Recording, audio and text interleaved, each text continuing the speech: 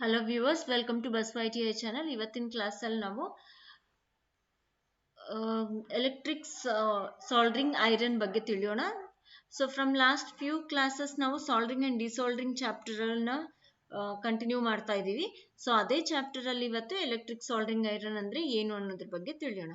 ಇದು ಬಂದು electronic mechanic first year ಅವರಿಗೆ ಥ್ರೆಡ್ ಥಿಯರಿ ಸಬ್ಜೆಕ್ಟ್ ಅಲ್ಲಿ ಇರುತ್ತೆ. So soldering by electric soldering iron.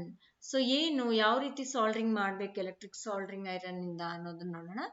So soldering ಅಲ್ಲಿ ಫಸ್ಟ್ ಸಾಲ್ಡ್ರಿಂಗ್ ಐರನ್ಗೆ ಎಡ್ಜ್ ಅಲ್ಲಿ ಒಂದು ಎಲಿಮೆಂಟ್ ಒಳಗಡೆ ಕಾಪರ್ ಬಿಟ್ ಇಟ್ಟಿರ್ತಾರೆ. ಆ ಒಂದು ಎಲಿಮೆಂಟ್ ಅಲ್ಲಿ ಕರೆಂಟ್ ಪಾಸ್ ಆದವಾಗ ಆ ಕಾಪರ್ ಬಿಟ್ ಏನಿದೆ ಅದು ಹೀಟ್ ಅಪ್ ಆಗುತ್ತೆ. ಸೊ ತುಂಬಾ ಕಡಿಮೆ ಟೈಮ್ ತಗೊಳುತ್ತೆ. ವಿದಿನ್ ಅ ಫ್ಯೂ ಮಿನಿಟ್ಸ್ ಅಲ್ಲಿ the bit will be ready for soldering. So usually 125 watt soldering iron ನ ಯೂಸ್ ಮಾಡ್ತೀವಿ ನಾವು ಕಾಪರ್ ವೈರ್ಸ್ ಅನ್ನ ಜಾಯಿಂಟ್ ಮಾಡೋದಕ್ಕೆ. ಸೊ ಯಾವಾಗ್ಲೂ ನಮ್ಗೆ ಸಾಲ್ಡ್ರಿಂಗ್ ಅದು ಬಿಟ್ ಏನಿರುತ್ತೆ ಕಾಪರ್ ಬಿಟ್ ಓವರ್ ಹೀಟ್ ಆಗಿರ್ಬಾರ್ದು. ಸಾಲ್ಡ್ರಿಂಗ್ ಐರನ್ ಅನ್ನೋದು ಓವರ್ ಹೀಟೆಡ್ ಆಗಿರ್ಬಾರ್ದು. ಅದು ಏನಾಗುತ್ತೆ, ಆ ರೀತಿ ಓವರ್ ಹೀಟ್ ಆಗಿರೋದ್ರಿಂದ ನಮ್ಗೆ ಸಾಲ್ಡ್ರಿಂಗ್ ಅಲ್ಲಿ ಡಿಫಿಕಲ್ಟ್ ಆಗತ್ತೆ, ಜಾಯಿಂಟ್ಸ್ ಗಳನ್ನ ಸಾಲ್ಡರ್ ಮಾಡೋದ್ರಲ್ಲಿ ಡಿಫಿಕಲ್ಟ್ ಆಗತ್ತೆ. ಆ ರೀತಿ ಏನಾದ್ರೂ ಓವರ್ ಹೀಟ್ ಆಯ್ತು ಅಂತಂದ್ರೆ ಸ್ವಿಚ್ ಆಫ್ ಮಾಡಿಬಿಟ್ಟು 1-2-3 ನಿಮಿಷದ ಸಲುವಾಗಿ ನಾವು ಅದನ್ನ ಕೂಲ್ ಡೌನ್ ಮಾಡಬೇಕು ಕಂಪಲ್ಸರಿಯಾಗಿ. ಸೊ ಅದು ಎಷ್ಟು ಹೀಟ್ ಆಗಿದೆ, ಓವರ್ ಹೀಟ್ ಆಗಿದೆನಾ ಕಡಿಮೆ ಹೀಟ್ ಆಗಿದೆನಾ ಅನ್ನೋದನ್ನ ನಾವು ಒಂದು ಟೆಸ್ಟ್ ಮಾಡಿ ತಿಳ್ಕೊಬಹುದು. ಸೊ ಅದು ಯಾವ ರೀತಿ ಅಂತಂದ್ರೆ, ಒಂದು ಸ್ವಲ್ಪ ಫ್ಲಕ್ಸ್ ಏನಿರುತ್ತೆ, ನಾನು ಲಾಸ್ಟ್ ಕ್ಲಾಸಲ್ಲಿ ಹೇಳಿದ್ದೆ ಫ್ಲಕ್ಸ್ ಅನ್ನೋದು ಒಂದು ಪೇಸ್ಟ್ ರೂಪದಲ್ಲಿ ನಮ್ಗೆ ಅಥವಾ ಪೌಡರ್ ರೂಪದಲ್ಲಿ ಸಿಗತ್ತೆ ಅನ್ನೋದು. ಸೊ ಆ ಒಂದು ಫ್ಲಕ್ಸ್ ಅನ್ನ ಬಿಟ್ ಎಂಡ್ ಅಲ್ಲಿ ಕಾಪರ್ ಬಿಟ್ ಎಂಡ್ ಅಲ್ಲಿ ನಾವು ಸ್ವಲ್ಪ ಹಚ್ಚಿದವಾಗ ತುಂಬಾನೇ ಹೊಗೆ ಬಂತು ಅಂತಂದ್ರೆ ಓವರ್ ಹೀಟ್ ಆಗಿದೆ ಅಂತ ಹೇಳಿ ಅರ್ಥ. ಸೊ ಇಲ್ಲ ಸುಮ್ಮನೆ ಸ್ವಲ್ಪ ಲೈಟ್ ಆಗಿ ಸ್ಮೋಕ್ ಬರ್ತಾ ಇದೆ ಅಂತಂದ್ರೆ ಅದು ನಾರ್ಮಲ್ ಹೀಟ್ ಅಲ್ಲಿ ಇದೆ, it is ready for soldering ಅಂತ ಹೇಳಿ ಅರ್ಥ. So the soldering iron is put on the joint and the joint is allowed to be heated up. ನಾವು ಎಲ್ಲಾದ್ರೂ ಜಾಯಿಂಟ್ ಮಾಡ್ಬೇಕು ಅನ್ಕೊಂತ ಇದೀವಿ, ಆ ಒಂದು ಪ್ಲೇಸ್ ಅಲ್ಲಿ ಸಾಲ್ಡ್ರಿಂಗ್ ಐರನ್ ನ ಇಡ್ತೀವಿ, ಸ್ವಲ್ಪ ಹೀಟ್ ಅಪ್ ಆಗೋದಕ್ಕೆ ಬಿಡ್ಬೇಕು. ಸೊ ಅಂಡ್ ಸ್ವಲ್ಪ ಅಮೌಂಟ್ ಆಫ್ ಫ್ಲಕ್ಸ್ ಅನ್ನ ಹಚ್ಚಿ ಅಲ್ಲಿ ಆವಾಗ ಸಾಲ್ಡರ್ ವೈರ್ ಏನಿರುತ್ತೆ ಅದನ್ನ ಮೆಲ್ಟ್ ಮಾಡಿ ಅದ್ರ ಮೇಲೆ ಹಾಕಬೇಕು. ಹಾಕಿದ್ದವಾಗ ಏನಾಗುತ್ತೆ, ಅಲ್ಲಿರೋ ಸ್ಪೇಸ್ ಈ ಒಂದು ಸಾಲ್ಡರ್ ವೈರ್ ಮೆಲ್ಟ್ ಮಾಡಿ ಹಾಕಿರೋದ್ರಿಂದ ಒಂದು ಸ್ಪೇಸ್ ಏನಿರುತ್ತೆ ಫಿಲ್ ಅಪ್ ಆಗ್ಬಿಡತ್ತೆ. ಆಗ ಆ ಒಂದು ಜಾಯಿಂಟ್ ತುಂಬಾ ಸ್ಟ್ರಾಂಗ್ ಆಗಿ ಸಾಲ್ಡರ್ ಆಗ್ಬಿಡತ್ತೆ. ಒಂದ್ ಎಂಡಿಂದ ಇನ್ನೊಂದು ಎಂಡಿಗೆ ನೀಟಾಗಿ ಸಾಲ್ಡರ್ ಆಗ್ಬಿಡತ್ತೆ. So the lumps of solder are removed from the joint with the soldering iron or with a file. So ಏನಾದ್ರೂ ನಾವು ಸಾಲ್ಡರ್ ಮಾಡ್ಬೇಕಾದ್ರೆ ಸಾಲ್ಡರ್ ವೈರ್ ಇನ್ನು ಕರಗಿಸಿದವಾಗ ಅಲ್ಲಲ್ಲಿ ಸ್ವಲ್ಪ ಹೆಚ್ಚಾಗಿ ಬಿತ್ತು, ಓವರ್ ಆಗಿ ಬಿದ್ದಿದೆ ಸಾಲ್ಡ್ರಿಂಗ್ ಮಾಡಿದವಾಗ ಅಂತಂದ್ರೆ ಅದನ್ನ ನಾವು ಒಂದು ಫೈಲ್ ಜೊತೆ ನಾವು ಕ್ಲೀನ್ ಮಾಡಬಹುದು, ಅಥವಾ ವೆಟ್ ಸಾಲ್ಡ್ರಿಂಗ್ ಆದ್ಮೇಲೆ ವೆಟ್ ಕ್ಲಾತ್ ಇಂದ ನಾವು ಅದನ್ನ ಕ್ಲೀನ್ ಮಾಡಬಹುದು.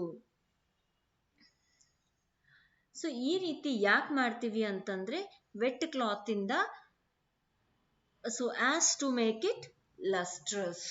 ಸೊ ತುಂಬಾ ನೀಟ್ ಮಾಡೋದಕ್ಕೆ, ಶೈನಿಂಗ್ ಆಗಿ ಮಾಡೋದಕ್ಕೆ ಅದನ್ನ ನಾವು ಒಂದ್ ಸ್ವಲ್ಪ ವೆಟ್ ಕ್ಲಾತ್ ಇಂದ ಕ್ಲೀನ್ ಮಾಡ್ಕೋಬಹುದು.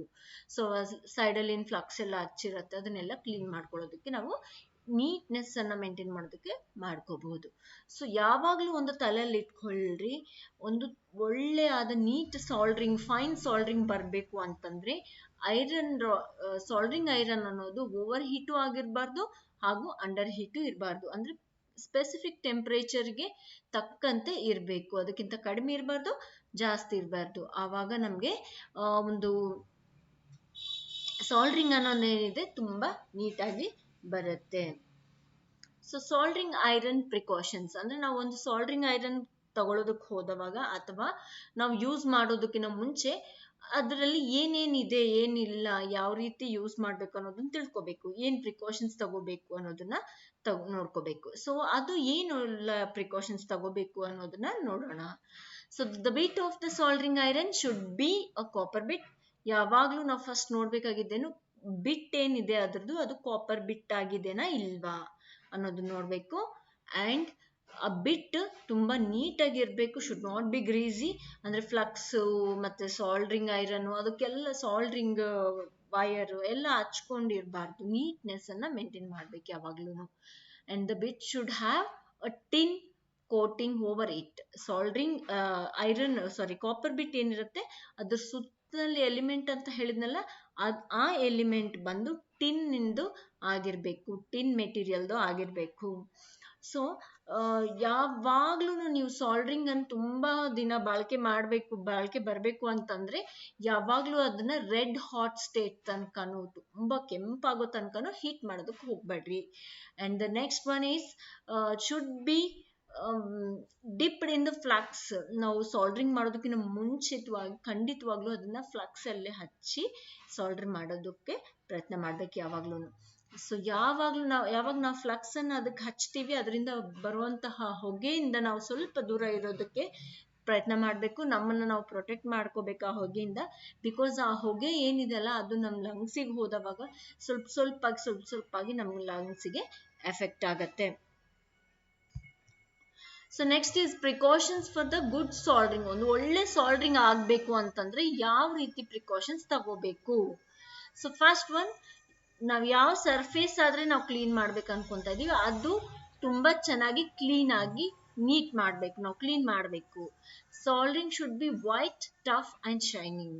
ಯಾವಾಗಾದ್ರೆ ಒಂದು ಸಾಲ್ಡ್ರಿಂಗ್ ಐರನ್ ನಾವು ಪೂರ್ತಿ ಅಂಡರ್ ಹೀಟ್ ಇಡ್ಲಾರ್ದಂಗ, ಓವರ್ ಹೀಟ್ ಇರ್ಲಾರ್ದಂಗ ಕರೆಕ್ಟ್ ಹೀಟ್ ಅನ್ನ ಮೇಂಟೈನ್ ಮಾಡ್ತೀವಿ, ಆವಾಗ ಮಾತ್ರ ಇದು ಸಾಧ್ಯ ಆಗತ್ತೆ ನಮ್ಗೆ. ಯಾವಾಗ್ಲೂ ಸಾಲ್ಡ್ರಿಂಗ್ ಅನ್ನೋದು ವೈಟ್ ಆಗಿರ್ಬೇಕು. ಸಾಲ್ಡ್ರಿಂಗ್ ಐರನ್ ಅನ್ನೋದು ನಾವು ಸಾಲ್ಡ್ರಿಂಗ್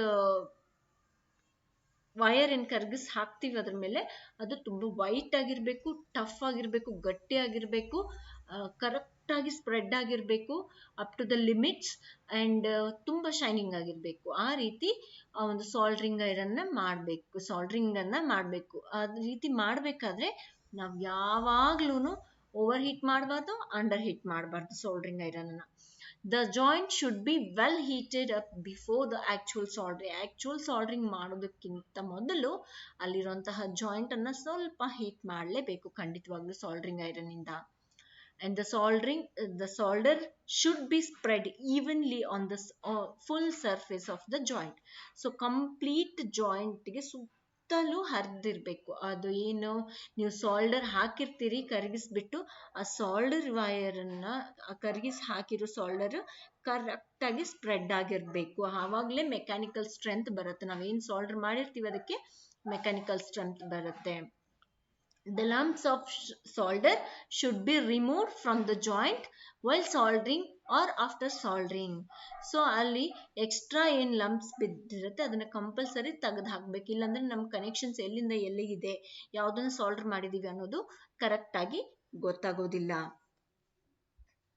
ಸೊ ಹೋಪ್ ನಿಮ್ಗೆಲ್ಲ ಅರ್ಥ ಆಗಿದೆ ಅಂತ ತಿಳ್ಕೊಂತ ಇದ್ದೀನಿ. ಮುಂದಿನ ಇದರಲ್ಲಿ ಸಾಲ್ಡ್ರಿಂಗ್ ಐರನ್ ಅಂದ್ರೆ ಏನು, ಅದು ಏನೇನ್ ಪಾರ್ಟ್ಸ್ ಇರುತ್ತೆ, ಅದನ್ನ ಎಲೆಕ್ಟ್ರಾನಿಕ್ ಮೆಕ್ಯಾನಿಕ್ ಏನ್ ಯೂಸ್, ಹಾಗೂ ಸಾಲ್ಡ್ರಿಂಗ್ ಗನ್ ಅಂದ್ರೆ ಏನು ಅನ್ನೋದ್ರ ಬಗ್ಗೆ ತಿಳಿಯೋದಕ್ಕೆ ಪ್ರಯತ್ನ ಮಾಡೋಣ. So thanks for watching. Please subscribe and press the bell icon for further notifications. Like and share the videos. Thank you.